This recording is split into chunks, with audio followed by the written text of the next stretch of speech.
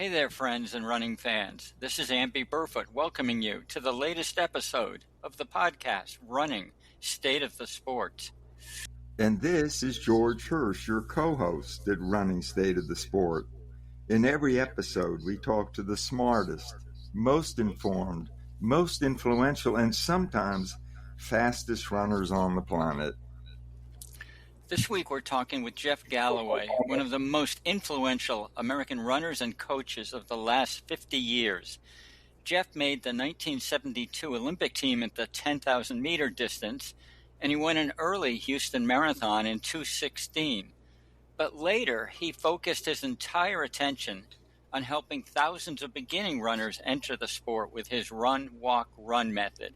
Through the decades, Jeff, who turned 80 last summer, continued running recreational marathons himself, more than 200 of them. That all stopped in 2020 with the COVID epidemic. And in 2021, when Jeff had a serious heart attack, he hasn't run a marathon now in 5 years, but was about to go the distance in the Honolulu Marathon on December 14th.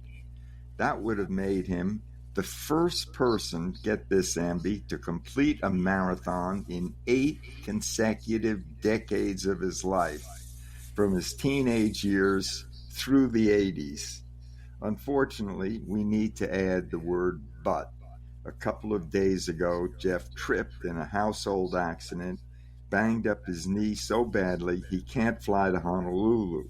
The accident happened a week after the interview that you're going to hear with us in just a few minutes. His story and his advice are still really important. But before we talk to Jeff, let's catch up on some of the biggest running news, Amby. What's been going on your screen? Well, it has been one of the biggest results weekends for running this year, George. I think I'll do the Saturday results, which were significant, and that still leaves you a lot on Sunday. On Saturday, the National Cross Country Champs were held in Portland, Oregon, and for once, the country's top runners actually showed up to go the distance in this race, because the top 6 men and women finishers selected themselves for the World Cross Country Champs, which are coming to Tallahassee, Florida in just a month on January 10th. The men's race was tight and intriguing, and the top 6 definitely constitute a very strong U.S. team, with only Grant Fisher and Connor Mance injured and not quite ready as notable non-starters. Here are the top 6 in order of finish: Parker Wolf, Rocky Hansen, Wesley Kiptoo, Ahmed Muhammad, Nico Young, and Graham Blanks. Kiptoo just gained his U.S. citizenship a couple of months ago, and this is his first USA national team. In the women's race, Wayne Kaladi won handily as expected, and there were a few surprises. Here are the top 6. Kaladi, Katie Izzo, Edna Kurgat, Carissa Schweitzer, Emily Venters, and Grace Hartman. Some top names finished a bit back, including Parker Valby in 10th, Caitlin Toohey in 16th, and Shelby Houlihan in 20th. I didn't quickly recognize Katie Izzo by name, but it turns out she graduated from the University of Arkansas and placed 3rd in the 2019 NCAA cross-country champs. She's a bit of a cross-country specialist, and it certainly showed in Portland. Also on Saturday, there was track action on that always fast Boston University track. Josh Hoy actually set a world record, for 600 meters indoors with his 1:12.84, and Jane Hedengren, that BYU first-year sensation, set an NCAA record for 5,000 meters with her winning 14:44.79. That's a lot of results, George, but it also leaves you plenty of activity for Sunday. What happened then? It really does, Amby. The following day was the super fast Valencia Marathon in Spain, and John Career won another big race, this one in 2:02.24, a PR for him, And that goes along with some prior wins that he's picked up in Chicago and New York. And as you remember, this year, Chicago, he did drop out. So this was a great bounce back for John Career. And then, Amby, people are going to Valencia because they want to run fast. And this year we had national records for Germany, Norway, and Japan. And England's Alex Yee placed sixth in 2:06:38, moving up to second on the UK all-time list behind only Mo Farah. Yee is the current Olympic triathlon champion. And here's an interesting thought for you, Amby. The Olympic schedule for Los Angeles in 2028 has the triathlon early in the games and the marathon at the end. So a double is potentially very doable. Can you imagine how fascinating it would be to have a new Olympic endurance double with someone like Yee perhaps being a factor in both of those races? It would be something. And then in Valencia on the women's race, Jocelyn Jepkosky outlasted her countrywoman Perez Chepchir, the 2020 Olympic champion and current world champ, to win in 2:14 flat, really fast. And that's a PR for her, of course, and the world's best time for 2025. There were some American women that were in the mix. Emma Bates and Kira D'Amato finished 13th and 21st, 2:25 and 2:28 for Kira, pretty darn good. No American men were in that top 25. But listen to this one, Amby. More than 5,600 runners broke 3 hours, giving Valencia a record for that particular category. Can you imagine that one? So, and then we had the Cal International, speaking of fast races that people love to go to, right here in the States. And it's become a big qualifier, as you know, for Boston and also for the Olympic qualifying standards for the Olympic trials. And it produced a lot of top performances from Americans. 73 American runners qualified for the 2028 U.S. Olympic marathon trials. That's 40 men and 33 women. And as you know, Amby, the qualifying marks 2:16 for men, 2:37 for women. So Cal International is the place to go to run fast if you don't want to go to Valencia. I think that's the message for Sunday. So that's it. Well, George, thank you for all those marathon results. And really, this weekend, Valencia and Cal International, neither one of them is called a World Marathon Major, but it's definitely up there at the top of the marathon weekends for the entire calendar around the world. And that is our roundup for the biggest recent news in running. Now let's turn to Jeff Galloway, this week's guest on Running State of the Sport. Jeff has been running and coaching on a national level since the early 1960s when he finished his first marathon. Jeff was an Olympian himself in 1972, competing in the Munich Olympics, but then he took an unusual turn. He spent most of the last 50 years instructing beginners, out-of-shape runners, and injured runners. He explains how they can use his run, walk, run method to run healthy and achieve their goals. Jeff turned 80 last summer, and in a couple of weeks he's going to tackle the Honolulu Marathon, which he won in 1974.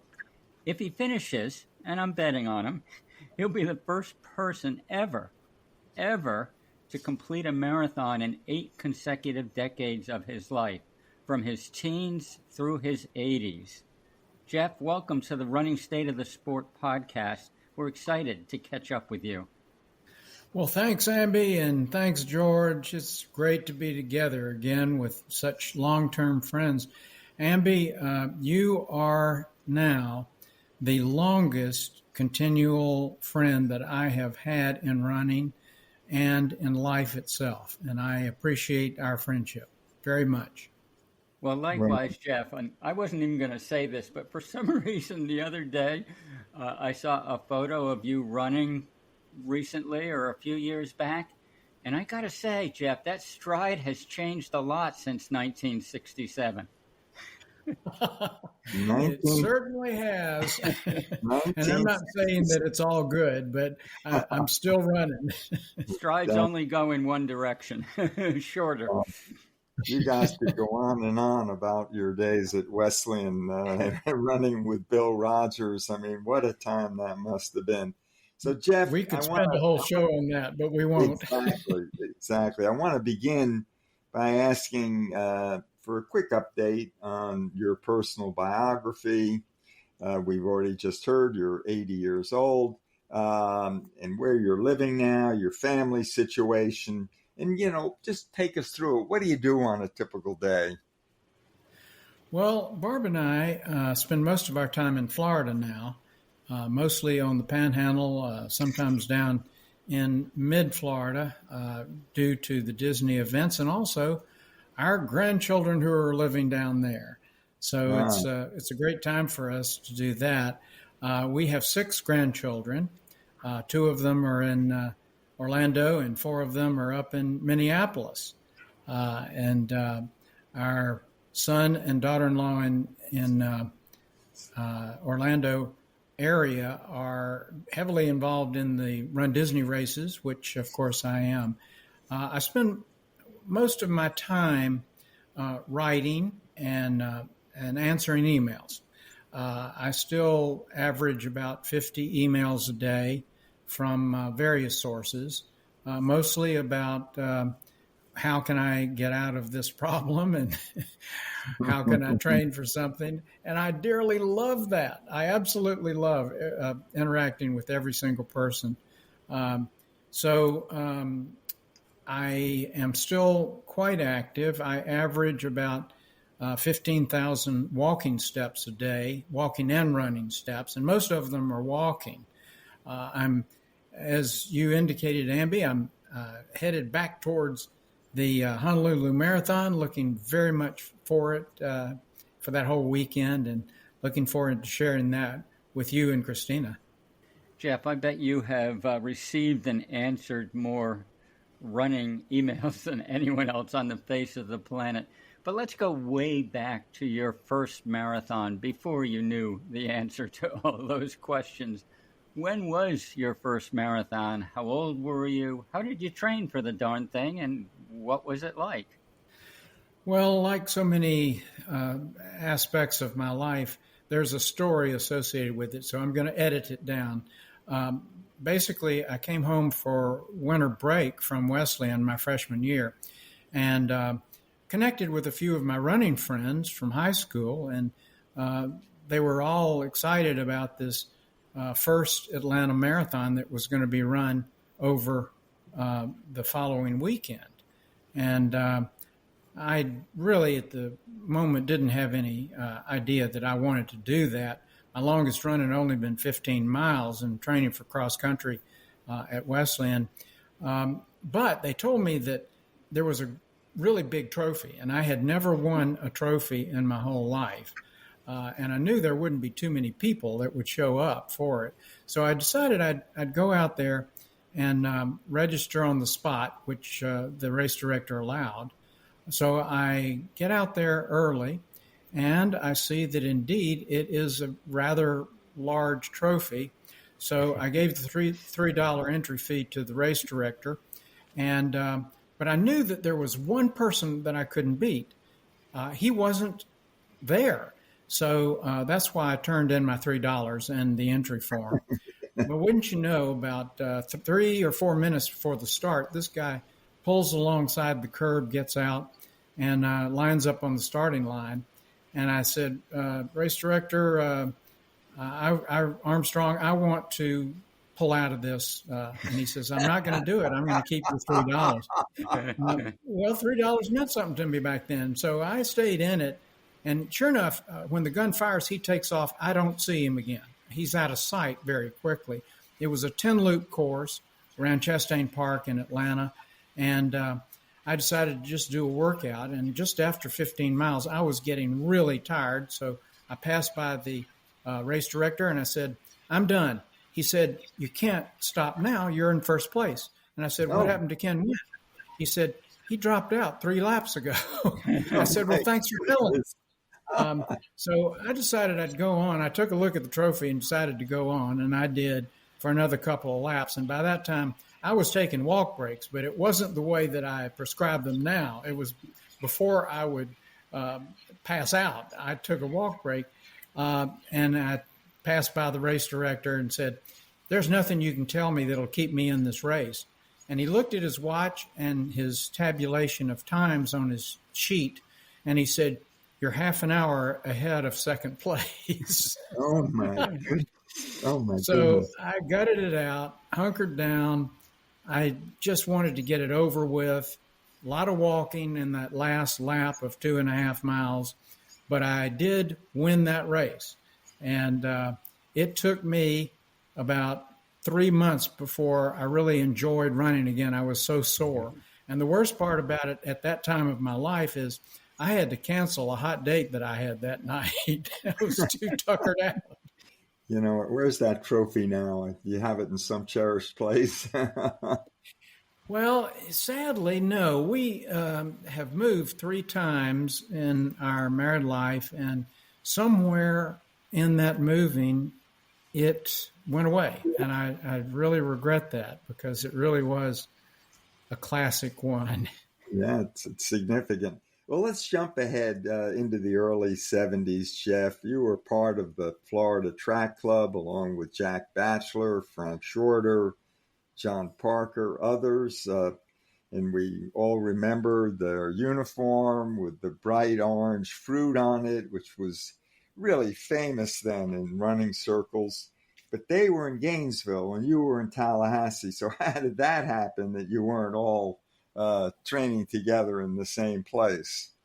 I got out of the Navy in early 1970 and wanted to take advantage of the GI Bill to get my master's degree. So I went down and interviewed at both University of Florida and Florida State. I wanted to see what the culture was like at each place, what the running environment was. I was extremely impressed with the fact that Shorter was there. I actually ran into Shorter as I was entering the athletic building when I first drove up there. And he and I had trained together on a few workouts during my senior year at Wesleyan. He was a freshman that year at Yale, but at Wesleyan we didn't have an indoor track. And the coach at Yale allowed me to come down and join Shorter in some workouts there. So I knew Shorter, and I also knew of Jack Batchelor. I really hadn't met him at that time, but I went up and visited Tallahassee, and quite frankly, I liked the environment and the academic part of Florida State University, and so I enrolled there. So I did my training separate from the rest of the Florida Track Club folks. I was self-coached and self-trained, and it worked out. The best part about it was, and the thing that really drew me to Tallahassee, there was a forest, state forest, national forest, just outside of town, where the trails were fantastic, and I just loved running trails. So, Jeff, you got out of the Navy, went to Tallahassee around 1970. Of course, you were looking forward to the 72 Olympic trials, as everyone was, even though you weren't trailing Shorter and Batchelor. You were training your butt off, as I remember. What can you tell us about the training you were doing then to get ready for 72?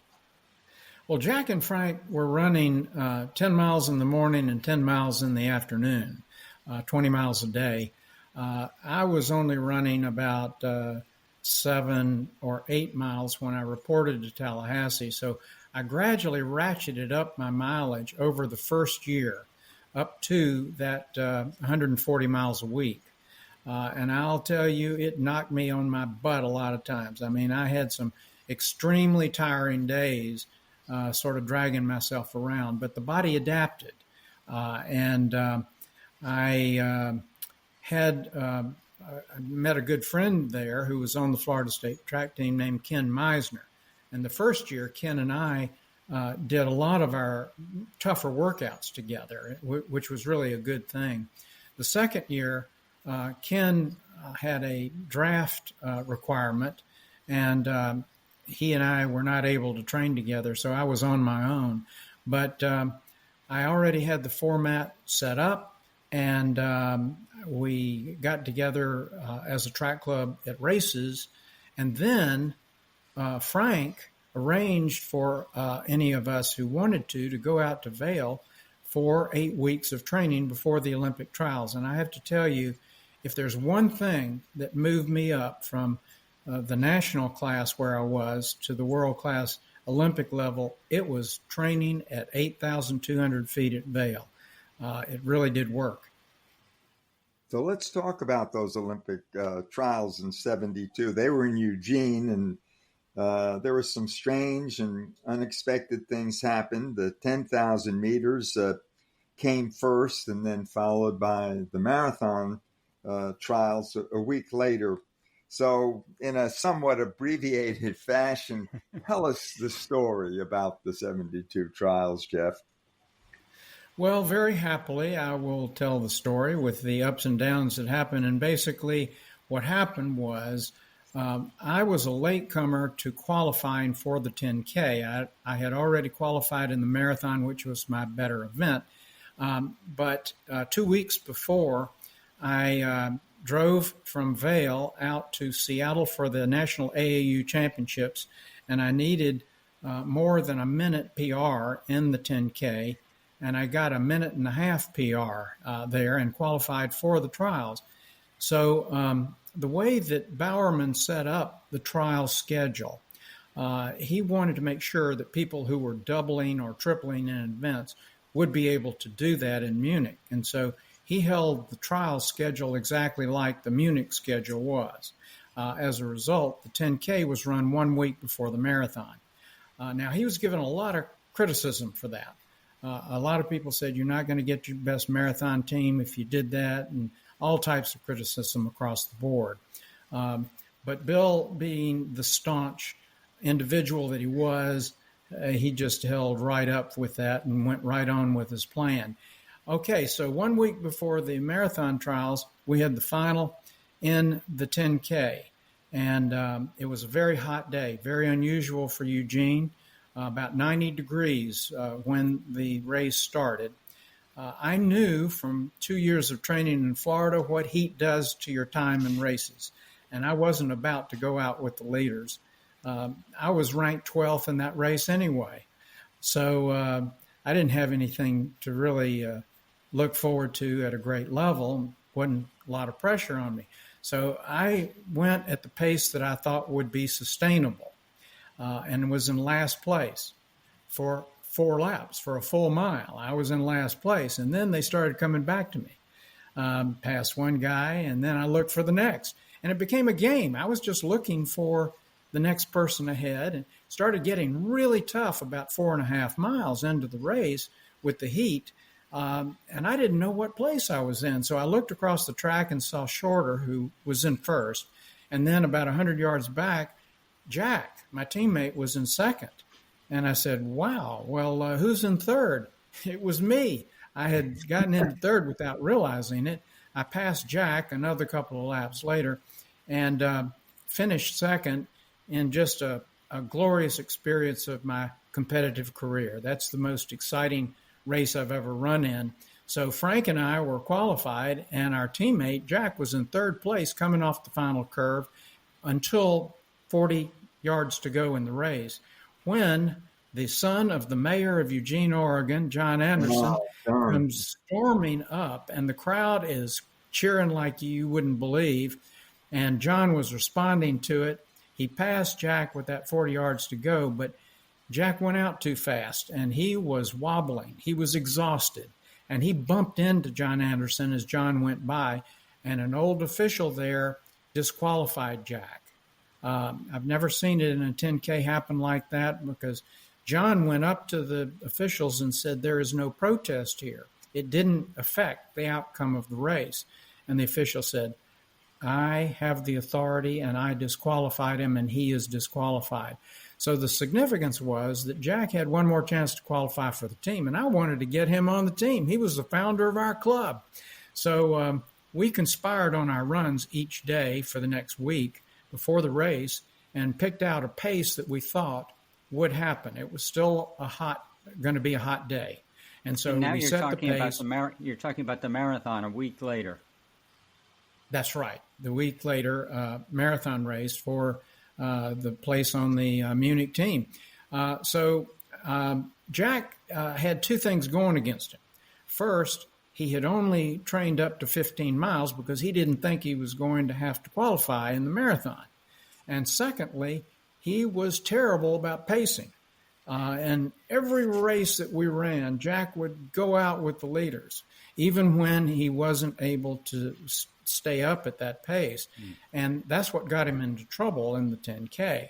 Well, I have always been a pacing metronome, and so I volunteered to hold him back. So at about mile 1, we were in about 100th place. By 5 miles, we had moved up to 61st place. Jack was antsy. He kept trying to push the pace and get on up with the leaders, and I several times had to grab him by the back of the shirt and hold him back. But he obeyed and stuck with me. And at 21 miles, we moved into a tie for third place. And it's the most bizarre time in my competitive life because I was at the peak of my physical ability at that time, and I knew how to handle heat in pacing. And so it really was, I was on cruise control. Jack was in trouble, and I had to keep giving him pep talks and kick him in the butt, figuratively. And we entered that stadium. The crowd was on their feet because there was only one place left to qualify, and two guys were coming in and running around the track. And it was deafening. It's still one of the most remarkable crowd reactions I've ever had. But the significance to me was I was the only person in that stadium that knew how that race was going to end. So I just ran right with Jack all the way through, and then right at the finish, I backed off so he could be the official qualifier. It's a wonderful thing to help a teammate make the Olympic team, somebody who deserved to be on the team. We had hoped to switch events, and we tried to do that, but it just wasn't in the cards. So we ended up running, both of us were able to run in the Olympics. And this little sidelight to that with the criticism that Bowerman got, that year in the Olympics, the U.S. finished better than any country has ever finished. 1st, 4th, and 9th. So again, Bill was right, and his critics were wrong. Hey, Jeff, for the record, why don't you say who was 1st, 4th, and 9th? First was Frank Shorter. 4th was Kenny Moore. And 9th was Jack Batchelor. Yeah. It's a great story. And you were only 27 in Munich. And so take us from there. Where did your elite running career go after Munich, Jeff? Well, at the elite level, the following year, I opened my running store, Phidippides, which was the first specialty running store in the country. And it was, the reason for that, it was premature in terms of profits. So that's when I started doing the clinics and the training programs and so forth that we're still doing today. But my competitive training workouts did suffer over those next few years. I still stayed in the game, and the following year after my Olympics, I qualified for the U.S. national team. We competed against the Russians in Russia and the Africans in Africa. It was a tremendous tour that we took and a number of other international competitions. I, in 75, made the world cross-country team from the U.S. and competed in Rabat, Morocco, which was a great experience. And I had a number of other really good top races, but quite honestly, due to the store responsibilities, my times started slipping by the late 70s. I still ended up running a PR in 1980, and when I didn't think that I could in the Houston Tenneco Marathon, by taking walk breaks every 2 miles on the course, I would go over there, get some water, walk for about 12, 15 seconds, and then run all the way through, and ran a 2-minute PR in Houston. But that was about the end of my world-class level of running. After that, I continued to run, but I was more involved in helping others. So, Jeff, let's talk about that helping others, particularly the emphasis on the Run, Walk, Run program. It's pretty unusual, if not absolutely unique. I can't think of another top athlete. For someone to go from the top to totally the other end of the spectrum, not to put down anyone who's using Run, Walk, Run, but these are people who are out of shape or just starting or in the back of the pack. Why did you decide to focus on them? Well, first of all, it was economic survival of my Fidipides store. There weren't a lot of customers coming in the door, and a guy came in who organized a local series of self-improvement classes out of Florida State University. And he said, you ought to teach a course for me in beginning running. So thinking that I can bring some other folks into the store, I signed up to teach that class. And it totally opened up my whole concept about what running does for people, because all 22 of the folks who signed up in the first class were bare beginners, and they hadn't done any regular exercise in their whole lives. And by the end of the class, they were addicted to running for all of the powerful things that running does for you mentally. And it set me on a mission to extend this and to bring more people into running and into fitness in general. So once that started, I started collecting data on how the Run, Walk, Run worked. And the first thing that I discovered is that it was based on pace per mile. So I started arranging the amount of walking according to the pace that a person ran, and then we set up the amount of running according to the pace also. But the second thing that I learned after about 2 years of doing this is that veteran runners were running faster when they inserted the right walk breaks early on into the race. So again, I started collecting the data, and now we have more than 500,000 people in the database. So we're pretty accurate in being able to predict, based on the pace per mile, what's going to work best.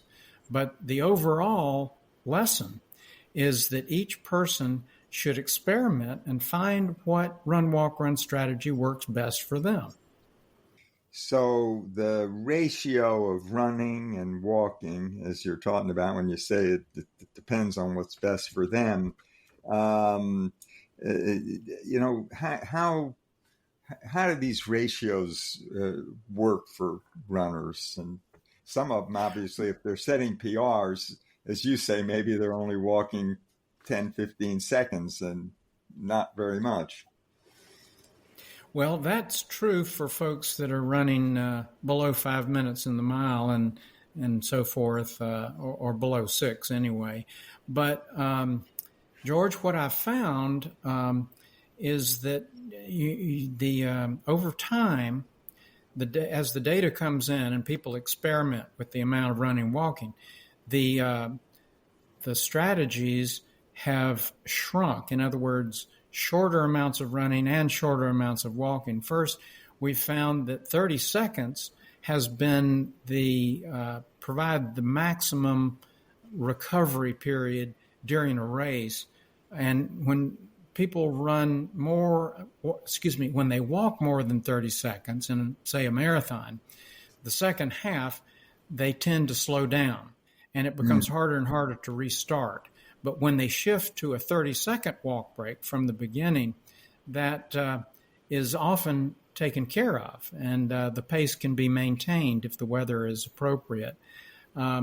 The other major thing is correlating the data. And so just to give you a quick synopsis, at a 9-minute per mile pace, the current reining ratio is 2 minutes running and 30 seconds, or 90-30. And when you move to 10 minutes per mile, it's 90-30, 90 seconds run, 30 seconds walk. At 11 and 12 minutes per mile, it's 60-30 or 45-30.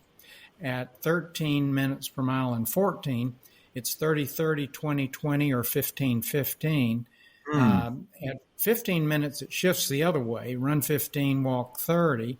And then at 16 minutes, which is the closing pace in the Disney races and a lot of other races, 16 minutes per mile, the ratio is 10 seconds run and 30 seconds walk.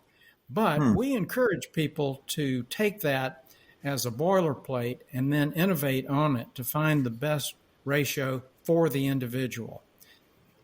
Jeff, I always thought of you as more of a mental coach than a mathematician, but you just changed my mind with the recitation of all those different ratios. I kind of believe that unofficially you've given more running talks and clinics at more races than anyone on the planet. I'm curious if you have any idea how many such talks you've given in different venues. And I'd like to ask you, what are the 3 most important things that you like to convey to runners when you get to stand in front of them to explain why this is a healthy activity for them? Yeah, because what's happened to running is it has become the symbol of health and of vitality as people get older. And it's really an exciting thing to see, and it's really true. For one thing, when I wrote my mental training book, I discovered that running produces a brain hormone called BDNF, brain-derived neurotrophic factor, that stimulates the growth of new brain cells, up to 100,000 of them in 3 days of running over half an hour. So there's a whole lot of positive things that are going on. But to answer your question about the number, for 20 years, I averaged more than 200 clinics a year. And they were all types of clinics, but I was in front of an audience talking about running 200 times or more a year for 20 years. On the other side of that, I didn't even tabulate the talks, but and it's fewer now. But the fact is that in my talks, I always tried to bring out 3 things. And the first one is to stay focused on your goal. And the major goal that I recommend is that you can improve the quality of your life. Not just running, but your life. The second thing is to use proven methods on your training and stick with a program and not bounce between programs. And Run, Walk, Run has been the best way that each person can stay in control over their training and not get injured. So, of course, I always put that as a proven method that I recommend. And then the third is never give up. I mean, find goals that are meaningful to you and pursue them and adjust them if you need to, but don't give up. So if someone goes to your website, Jeff, jeffgalloway.com, they find a whole lot of options. And what are several of the options that are, most popular with runners? Well, my son Weston, who now is the CEO of Galloway Productions, has produced 2 apps that in my opinion, are quite spectacular. They have a free download and a free run, walk, run timer. The only problem is you have to listen to my voice because I'm telling you when to run and when to walk and so forth. But seriously, they have lots and lots of applications and also training programs, nutritional information, mental training tips, and so forth. So check that out. We also have a whole host of fun types of clinics. We have some master classes that are just a few hours at a time, but they do go over all the elements of my program. And then we have these wonderful retreats. We've got one over in Greece this coming year with Dean Karnassus. We've got one next year going back to Munich, which we're very, very excited about. I hadn't been back there since 1973. And at Tahoe every year. We also have some during the winter down at our Florida retreat area. Amby, as far as I know from my research, the weather down there is a good bit better than the weather up in Connecticut and New York, but maybe I'm wrong on that. Hope y'all join us. You've researched them both, Jeff. I think you know what you're talking about. So, Jeff, you did have a serious heart attack several years ago. I would like to have you tell us a little bit about it and how it has affected your life and your exercise and your running since then. Well, and just so you'll know, it wasn't due to my running. It was due to Agent Orange exposure in Vietnam. My ship, I was on a Navy ship for 12 months in the combat zone. We got our drinking water by drinking the water in areas where Agent Orange was heavily used. So it took its toll. I'm a 100% disabled vet by the VA according to that.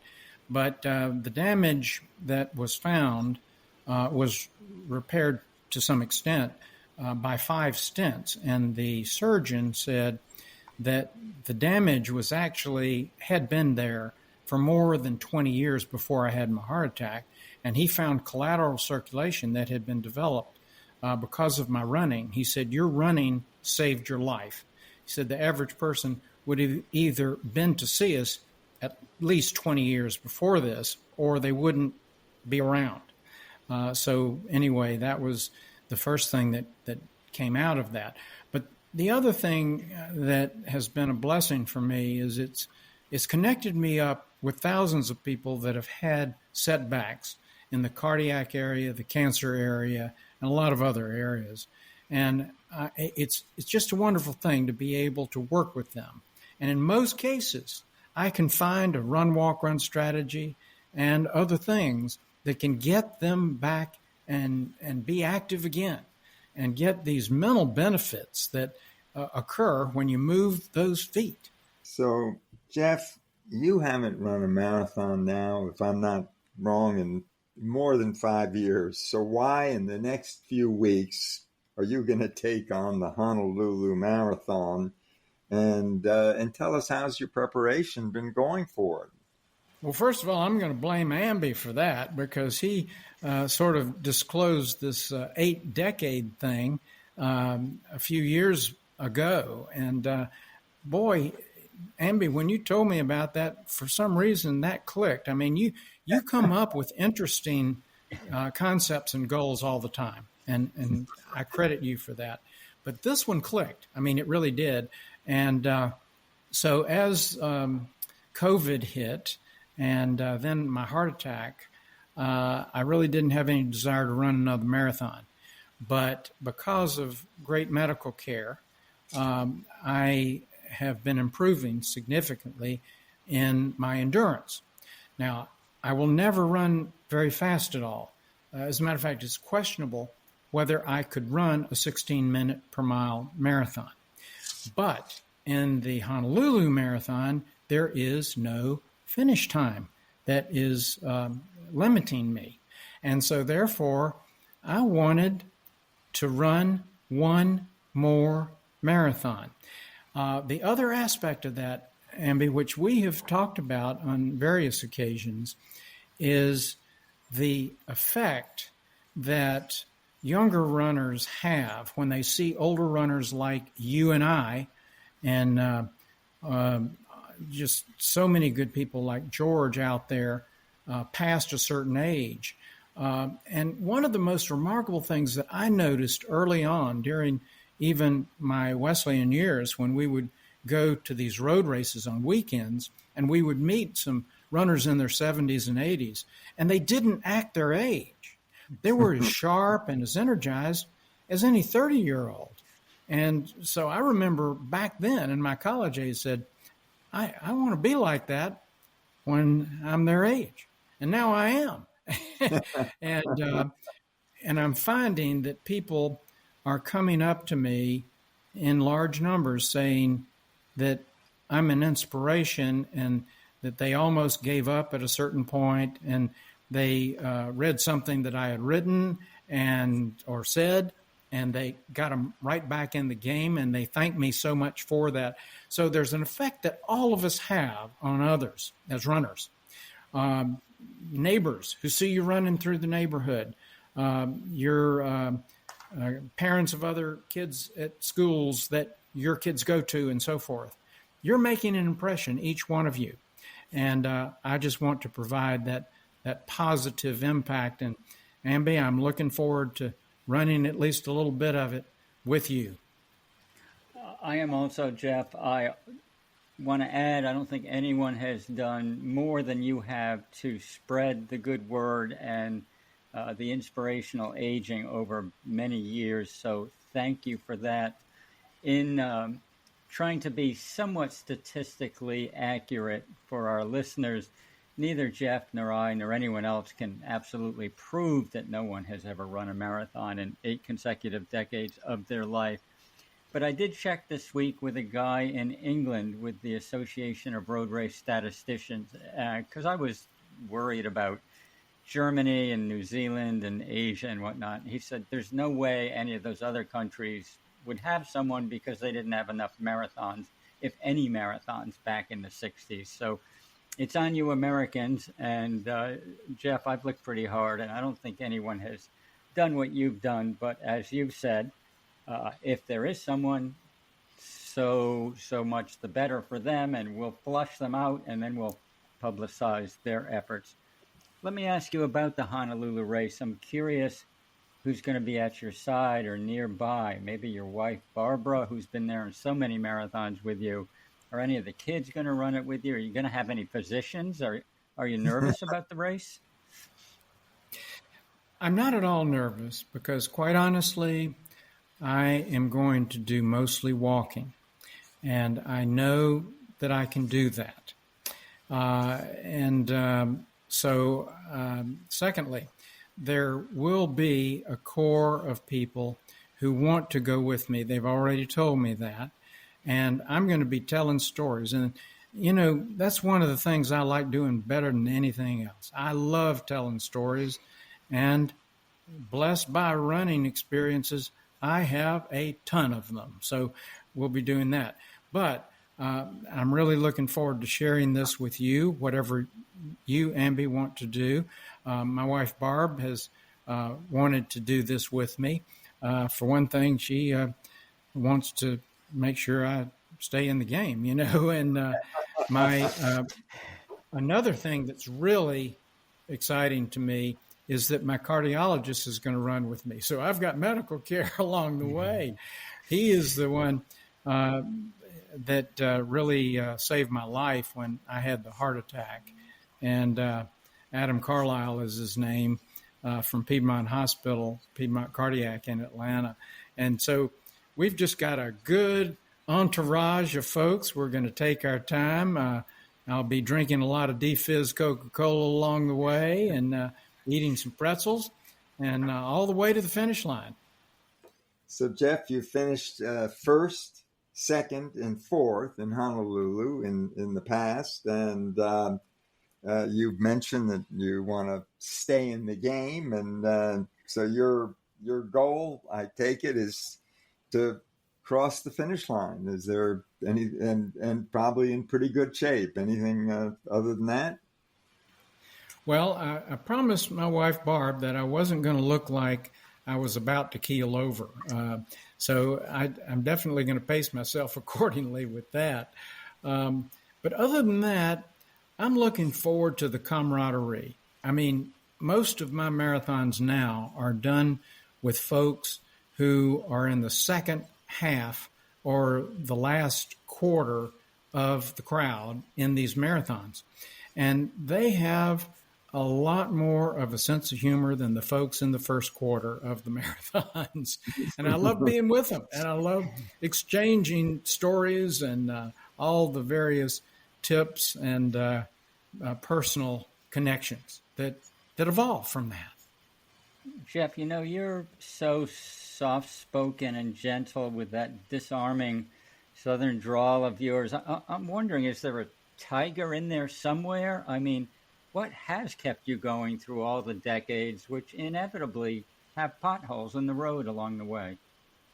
Well, yeah, there's some fiber down there, as you'll find in most of us Southerners, even though we may have some facades up there that belie that. And where I've felt them most during the last decade or two of my life have been the challenges to our country. I'm a very patriotic person. I love our country. I think we have just an amazing democracy, and I'm very passionate about maintaining that. And I will tell you that when the crisis occurred in Munich, I got extremely angry that someone was trying to take the Olympics away from us. When the Boston Bombers did their thing, I did the same thing. It just brought back all those raw emotions from somebody that's trying to destroy this wonderful thing that we have. So I believe that running helps to foster the really key things in your life that you derive meaning from. And it certainly has done that for me and clarified it in every year of my running life. So well said, Jeff. And now we're kind of getting close to the end here, and we always close with a couple of key questions. And the first one is, how do you assess the current state of the sport of running? Jeff, what do you consider good, and what could use some fixing? Well, I think professional running has done a lot for our athletes. And my really good friend, Steve Prefontaine, is not given enough credit for being the person that got this whole thing started back in the 70s. But it's now to a point where not only can our talented runners make a living off of it, they can inspire others. And I've seen so many examples of our athletes who go to kids programs and community clinics and so forth. So it's really a great era, but I think we've got a lot to look forward to in the Olympics of the future, because we've got a whole new generation of very talented athletes that have their sights on the medals. Well, Jeff, I do want to kick back one notch to a question we kind of skipped over here that I'm curious to hear you talk about. What do you know and appreciate about running and walking and fitness now at 80 that you could not possibly have understood when you were 18 and trying to drop out of that first damn marathon? Well, yes, there have been all types of sea changes that have occurred in my thinking. But the very first thing to me when I started running was not the competitive part. You may be surprised, but I did not even qualify to run in the state championships in Georgia until my senior year. I did not show talent early on. So why did I continue? Well, the friendships. I had good friends. Secondly, after even the hardest of workouts, where I got my butt kicked by the other runners, I felt better than I had felt all day, sometimes all week. I really realized that I could maintain my thinking in school, and this carried on into my work. And now the research that's come out on what happens in the brain when we exercise, and that running elevates those circuits that are turned on higher than practically any other activity in life, why wouldn't we continue to run? And I think that's been a huge breakthrough that will continue to grow running. And I'm very proud that my run, walk, run method can open running to almost anyone. So, Jeff, I told you we had two final questions. And the second one is, we give you 3 fairy godmother wishes, but only 3. And they can be for yourself, your family, the running community, the larger, world community. Doesn't have to be running. Just anything you want to tell us. 3 things. The first is running until I'm 100, and that is in some form. Of course, I'm going to be adjusting my run, walk, run as things as the calendar turns over. The second is I want to continue, Fairy Godmother, to help people improve their life quality through exercise, through nutrition, through my clinics. It is so rewarding to me. It's just a wonderful thing to connect with somebody in a way that can help them improve. And third, I want to impart to each exerciser, each runner, each endurance performer to recruit 2 new people to running every year. And that's going to make the world a better place. Jeff, we certainly hope you'll still be running, walking, crawling at 100. That would be a great thing for all of us. That's it for this week's podcast with our guest, Jeff Galloway, a major American running influence for more than 50 years, and also a runner who is hoping to become the first person ever to finish a marathon in 8 consecutive decades of his life. Jeff, great talking, and good luck to you. Good health. It was just an amazing conversation talking about your extraordinary life and career. Well, thank you, George. Thank you, Amby.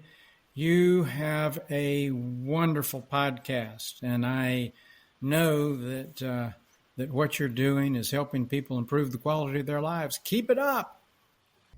Amby, you were a college roommate of Jeff Galloway's, and you're planning to accompany him, or you were planning to accompany him to the Honolulu Marathon before he took that fall. So I imagine you have a lot of reflections on our talk with Jeff. You know him so well.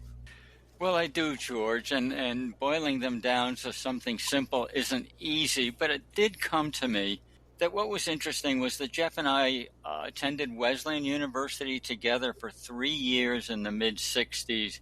We did all of our running together. I mean, day after day after day after month after run, track, cross-country, long runs on the hills. And you know what really stands out for me about all of those side-by-side workouts? They were side-by-side. We did them at a steady, controlled pace. There was not a single time I can remember when we let a workout get away from us and turn into a race. We never tried to beat the other guy. That simply was not Jeff's style, and it wasn't my style. And I think in the end, it worked to the benefit of both of us because it meant that we were always building up rather than tearing down. I think the same approach characterized Jeff's success with his run, walk, run method. He's a natural-born preacher. He's so sincere. He's so believable. And when he told thousands of runners, maybe it was hundreds of thousands in all the years giving his talks and clinics, that they could get fitter and healthier and maybe even faster by taking walking breaks during their runs, They followed his advice and they found out that it worked. No one wrote articles about how these guys in the middle or back of the pack were setting records or breaking through the pain barrier. They never made the headlines in the New York Times or Runner's World or Track and Field News because the only people who get the headlines are the gold medalists and the winners. But these people did achieve important landmarks in their own personal lives. And it was because of Jeff's leadership and advice. And I truly believe in my heart of hearts that Jeff has done more than any other individual we know to promote fitness running on a national and global health. And he's done more to change and improve thousands of people's lives. What did you think about our interview with Jeff, George? Well, first off, I'm just in complete agreement with you. How many Galloway runners have you and I met over the years? And that's how they define themselves, as you know.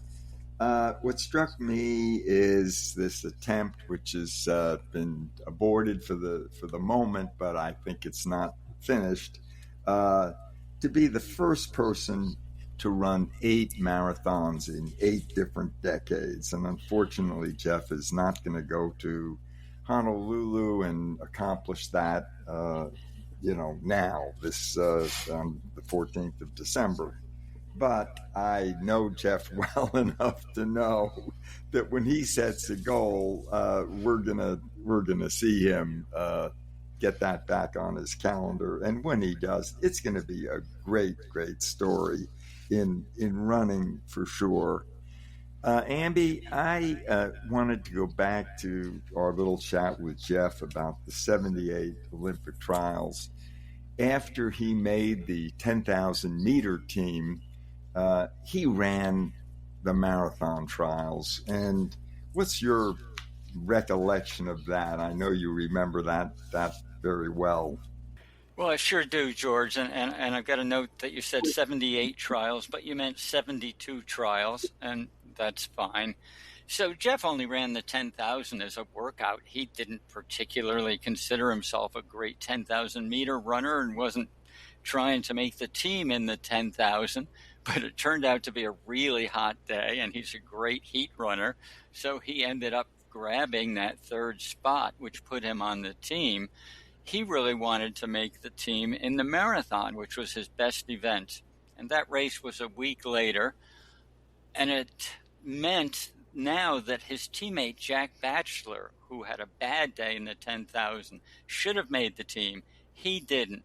Jack runs the marathon, the first of his life.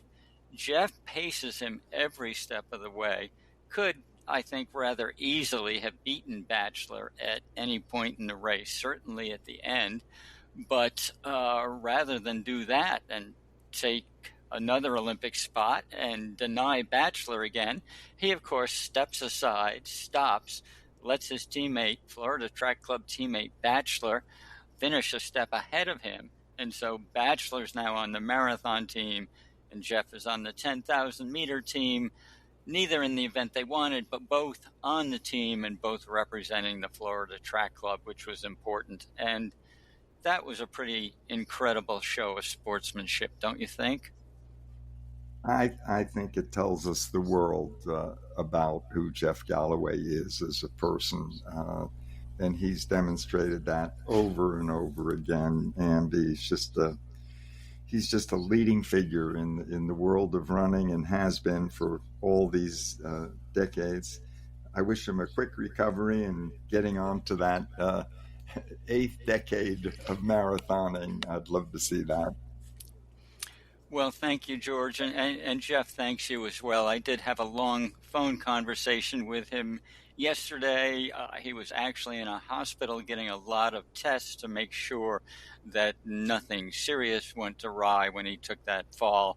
But I'm sure he'll be back soon. He'll be doing things in his sensible Jeff Galloway manner. He's not trying to set any records at this point, except perhaps for that longevity record, and I do hope he will get that at some point. So that's it for this week's episode of Running State of the Sport. We hope you enjoyed joining us as much as we enjoyed sharing the time with you. We'll be back again soon with another episode. Until then, please tell your friends about Running State of the Sport. We'd also appreciate a review at your favorite podcast host, like Apple Podcasts or Spotify Podcasts. In signing off, here's our hope for the state of your own personal running. Chin up, clear eyes, full heart, keep moving. Onward.